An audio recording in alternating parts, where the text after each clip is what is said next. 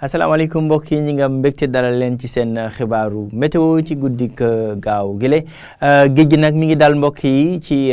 diggante Ndakaaru jàpp boori Ndar li jëm nag diggante Petite Côte jëm ba boori Casamance daana tekkaar lañ fa nemmeeku woon boobu ba léegi gànnax gi nag dana wàcc bu baax mbokk yi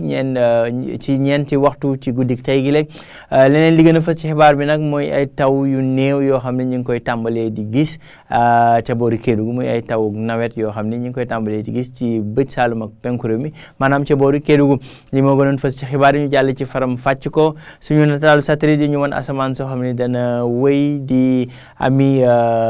tuuti poussière nag comme niñ ko seetloo fan yi weesu waaye nag poussière boobee mi ngi wàññeeku bu baax ci gox yeeg goxaat yi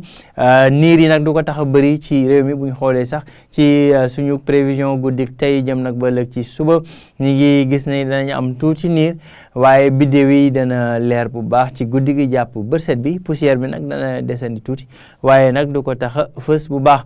température yi dana wéy di kawe mbokk yi ci boori penku réew mi 20 degré juróom-ñeent ca Kédougou 20 degré jàpp 20 degré ñaar diggante Tambacounda Bakel ak boori Matam la jëm ca boori sow nag température yu dal maanaam peex mi jàpp seddaay bi dana wéyandi ci boori sow rawatina Ndakaaru jàpp Thiès Louga ba boori Ndar 20 degré la ñuy séntu ci diggante Ndakaaru Thiès ak Louga 10 degré ak juróom-ñeent muy température bi gën a daanaka suufe ci guddik tey gi lee moom la ñuy xaarandi ca boori Ndar 20 degré ak benn jàpp 20 degré ak ñeent mbokk yi ba juróom ci li des ci réew mi tàmbalee ca boori Fatick Kaolack Kaffrine waaye tamit ca Ziguinchor jëm ba boori Sédhiou Kolda ak ca boori bëj Gànnaar diggante Podor ak Linguère ëllëg mbokk yi ci diggu bëccëg gi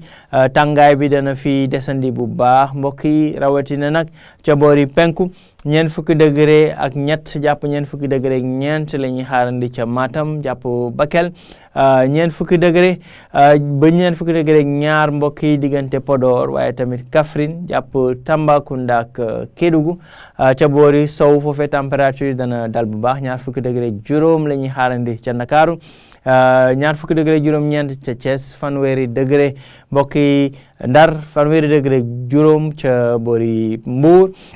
diggu réew mi jëm nag ba boori bëj Saalum foofee température yi